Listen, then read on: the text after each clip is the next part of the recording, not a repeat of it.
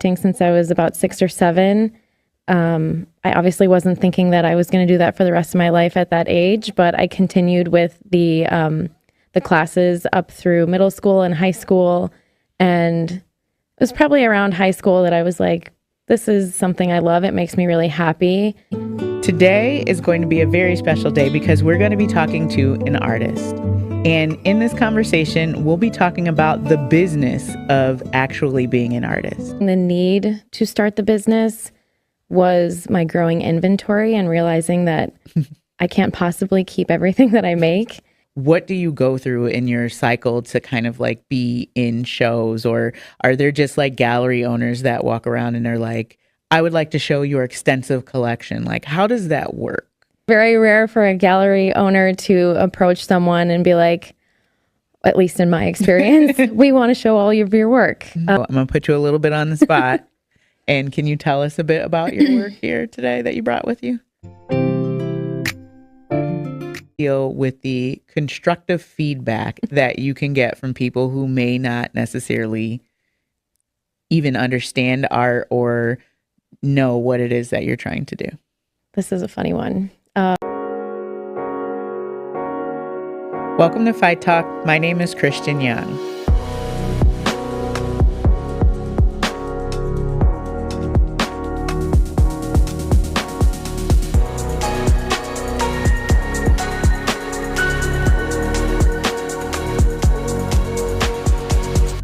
Welcome to Fyght Talk. My name is Christian Young, the art of entrepreneurship. Today is going to be a very special day because we're going to be talking to an artist. And in this conversation, we'll be talking about the business of actually being an artist. A lot of people may think that all you do is create something and then magically people come and purchase it and there's nothing else to be done. But we'll delve into some of the behind the scenes of what it takes to really run an art business and some of the trials and tribulations that may occur, but then also some of the triumphs and challenges. So thank you for joining us today, and we look forward to you understanding the business of art. Today, we are here with Rachel Joyce, the founder of Rachel Joyce Art. Hi, Rachel. Hi, Christian. Thank you for joining us today. Thanks for having me. Can you tell us a little bit about your business? Yeah. I've been painting since I was probably 6 years old. I didn't seriously pursue it until after college, but I won't say what year that was.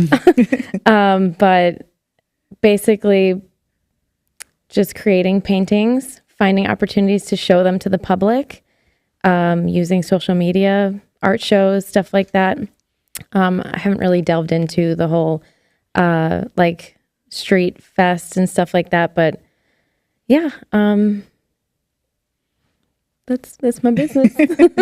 So when did you know that you wanted to be an artist? Probably since I was pretty little. Like I said, I've been painting since I was about 6 or 7.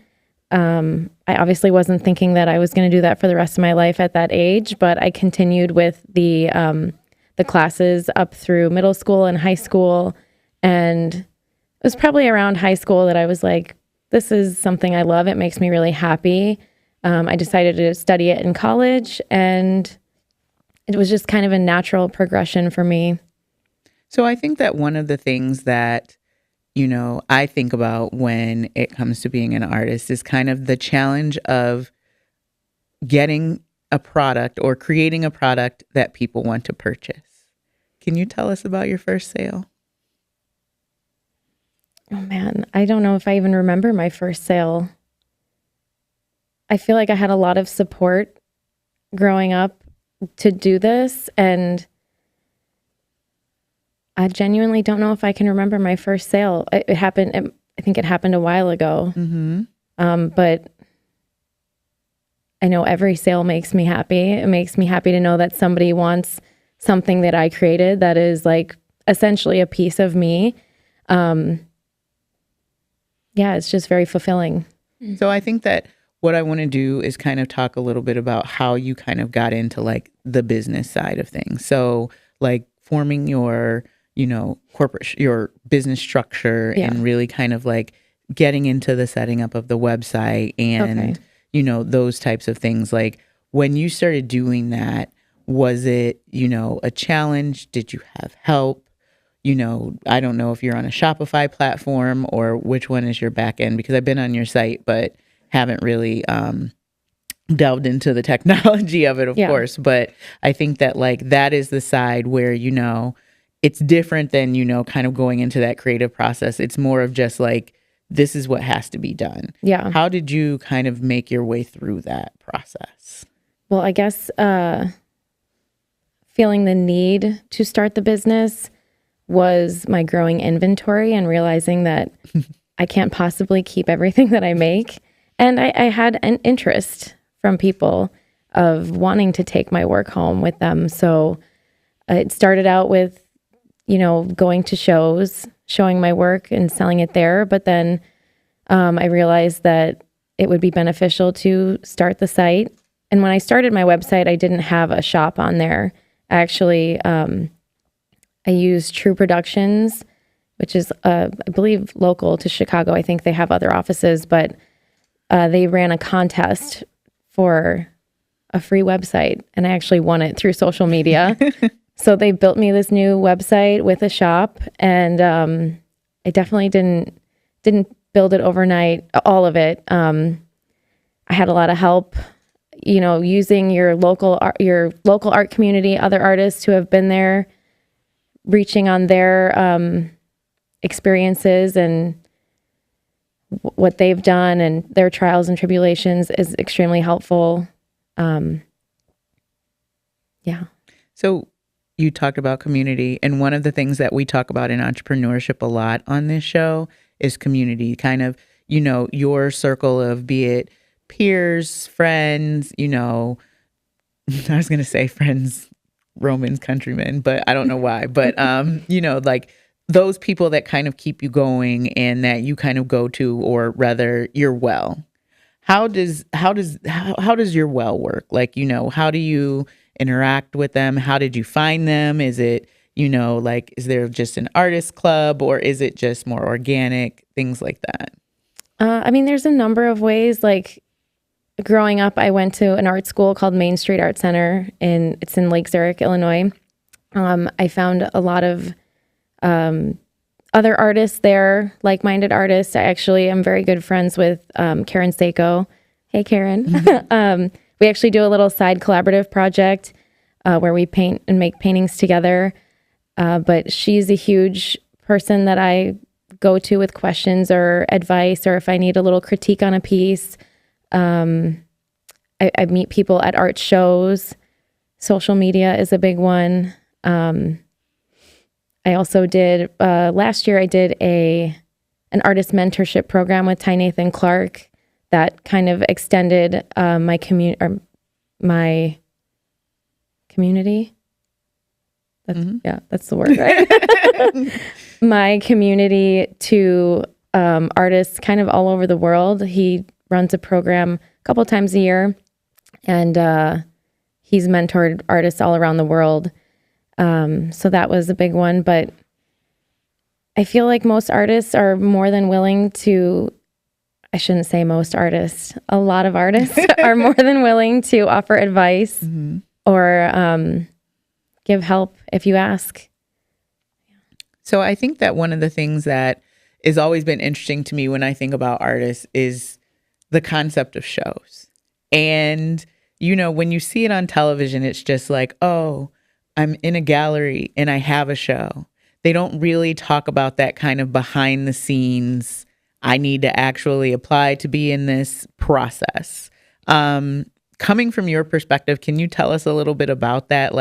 What do you go through in your cycle to kind of be in shows? Or are there just gallery owners that walk around and they're like, I would like to show your extensive collection? How does that work? That works by putting a lot of work into it.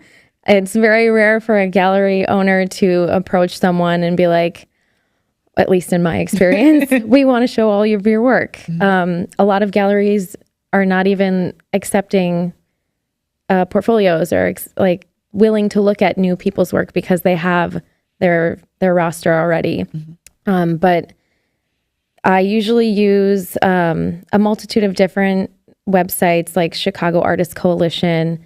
Again, social media. I follow different galleries or, artist collectives, and they'll post their artist calls or upcoming shows, and keeping an eye out for those is always good. I usually set aside a little bit of time every month because they're constantly putting new calls for art out there. And it's a time-consuming process to weed out the shows that don't fit your work, to weed out maybe something that is just impractical if it's going to cost you a ton of money to ship the piece somewhere across the country. But it's very tedious. And then once you find the shows that you want to apply to, then you have to go through the actual application process, which can vary depending on who it's for, who it's with. It can get as tedious as they want the file name of each image you're submitting to be titled a certain way, like last name _ first name _ title _ size. Like it gets a little intense, and they do it on purpose to make sure people are paying attention and being meaningful and following directions, because they don't want people who aren't willing to take the time to pay attention to that kind of thing. So it sounds like you have to find the shows that you want to be in. Then you have to apply to the shows that you want to be in. Potentially, it's not necessarily a pay thing, is it? Do they pay you or? Oh no, you usually pay them. Okay, so then you pay for the shows that you want to be in, including dealing with the transportation of your pieces. Yeah. I mean, it's pretty rare, but some galleries will offer like a stipend for shipping work, but that's pretty rare.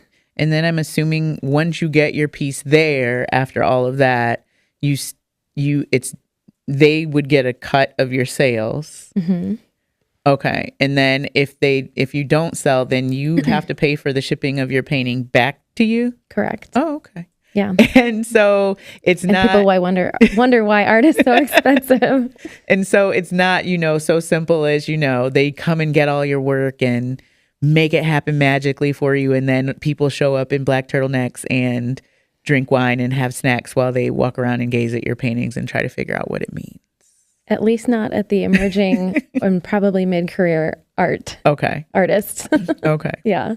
That makes sense. Yeah. Okay. So there's that part. So then do you also have to be very active on social media, or you choose to be very active on social media rather. How big is that in the grand scheme of your overall business? It's huge, honestly. I've found so many opportunities through social media. I've made sales. I find shows. I find people. As much as sometimes I can complain about it and dislike having to keep up the social media, it's been a huge help and led to a lot of opportunities for me. So you primarily work in abstract art currently. How do you deal with I don't necessarily want to call them trolls because everyone's not, but how do you deal with the constructive feedback that you can get from people who may not necessarily even understand art or know what it is that you're trying to do? This is a funny one. Currently, I have reached the point where I just try not to give them the time of day. The first time I had like a video go a little bit viral, I was crazily responding to every single person like, you just don't understand. Like, I'm sorry you don't have the mental capacity to use your brain. And then I was like, what am I doing? Why am I wasting my time and energy on someone that's not going to budge or even try? So usually I'll just comment back and be like, thanks for your comment, for boosting my post. Appreciate it. Like, I don't know. I don't think it affects me more to engage them than it does them. So it's kind of like that whole thank you for the engagement and then walking away from it, which I think gets healthy, but it's hard. Like when you first start, I remember when we first started the podcast, there was like people that were like, you guys are just losers without W-2s, you entrepreneurs. And it was just like, wow, like, Well, thank you for your comments. There's always going to be somebody out there with an opinion and feels like they need to share it. Yes, no, I think that that's definitely key to just keep in mind, especially as you move through something that's so personal, because I'm assuming for the most part that all of your work is personal to you, as you have to kind of like create these pieces of art that are very creative and very beautiful. I own a piece myself, so I'm always appreciative of your work. Can you tell us a little bit about your process? Like, how do you get motivated to create? Right now that's a little tricky because I'm coming out of a little bit of a break, a little bit of a lack of motivation. But usually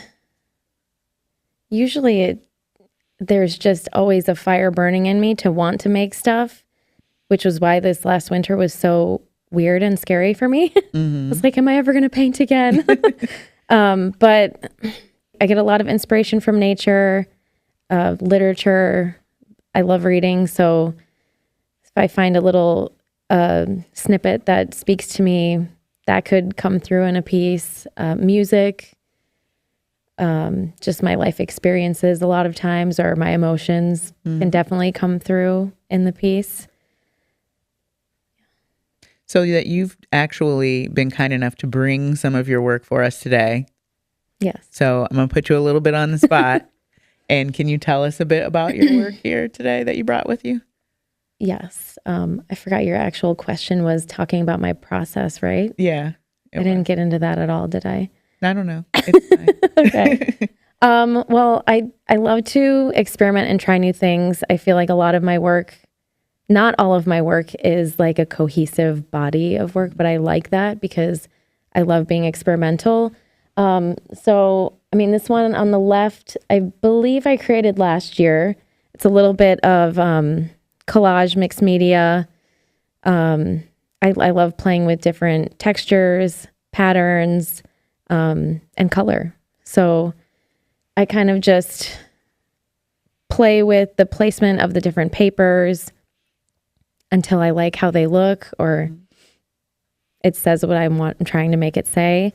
And then a lot of times I'll paint on top of that or glaze over it or different things. It's all very like playful and free flowing until the end, and then it gets a little more editorial. And then the one on the right is actually a brand new piece.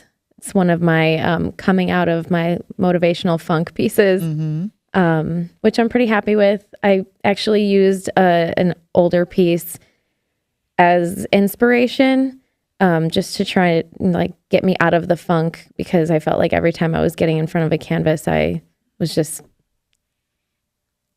freaking out and like didn't know what to do. So I was like, let me just go back to a familiar color palette, and it came out. I'm happy with it. Well, they're beautiful. So we thank you for bringing them. Thank you. So I want to talk a little bit, shifting from your art, I want to shift to the business side. So with all of these things that happen outside of the shows and the creating and your marketing and advertising, there's still back office. So they're still dealing with the financial side. There's, making sure that all of your websites are maintained or that your inventory is cataloged. Do you have help doing that, or do you do it all by yourself? I do it all by myself. Okay. But last year I found a platform that has been crazily helpful. It's called Artwork Archive. There is a subscription fee, but it's totally worth every penny. It takes a lot of work at the beginning because you have to upload all of your inventory photos and input all the information for each piece. But once you do that, you can create inventory sheets. You can create expense documents, track your income. You can create like a little page for each exhibition you're submitting to with what pieces you're submitting, because you do not ever want to submit the same piece to two different shows, because that will quickly get you I don't want to say blacklisted, but it could get you blacklisted from a gallery if you're like, I'm so sorry, I already submitted this piece to another gallery. They could just be like, we will never work with you again. Oh, wow. Yeah. And prior to using Artwork Archive, I was just keeping like spreadsheets, and it was a little crazy, but it keeps it all in one place, and it has been so helpful. I'm so glad I found it. That's a huge help. Trying to think of what other, we can cut this part out. No, yeah, you can. Do you have accountants and bookkeepers and? I have an accountant that does my taxes, but I just send him all the documents. I prepare everything, and then he just does the actual filing of it. So you're the bookkeeper. So you're like the CFO, the CEO, creative design. Yep. Okay. Yeah. I can understand that. And is it a challenge when you have to kind of juggle all those hats, or have you just gotten comfortable with it? How do you feel about it? There are definitely challenging times, but I feel like I've been doing it for a long time, and I've got a pretty good system down. I'm good at juggling different things. So I'm at a place where I feel okay about how I do things and the chaos that comes with it, that can come with it. So as you kind of look into the future, you are established, you're selling your art, you've been able to kind of continue to do this, since college. What about growth? Like when you think about where you want this business to be in the future, what are and they can be lofty goals, vision board situations, however you would want to describe it, but where do you think that you want to be, or rather like your end game? Is it Van Gogh level? Is it, I just want to be able to continue creating? Like, how do you feel about that? I would say immediate end goal is to be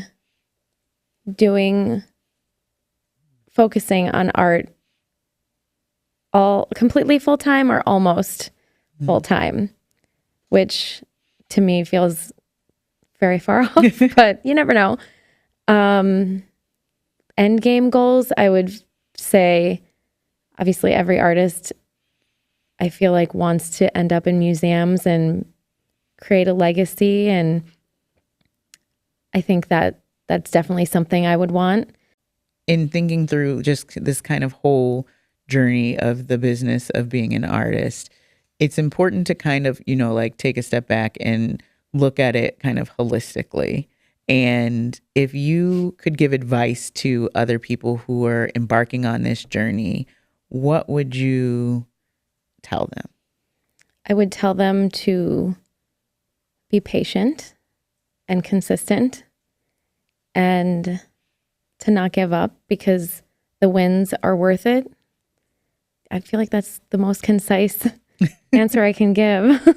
Okay, that makes sense. Just keep going. There's going to be down times. There's going to be up times.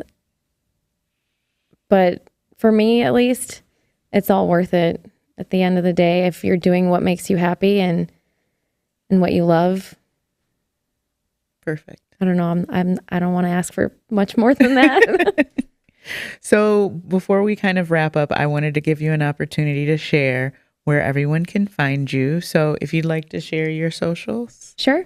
You can find me on Instagram at Rachel Joyce Art, as well as Facebook. That's the same tag there. My website is racheljoyceart.com. And I think that's all the socials I'm on. I don't like Twitter. All right. Well, thank you so much for joining us today. We definitely appreciate it. Thank you for having me. Thank you for bringing your art, and good luck with your next shows. Thank you.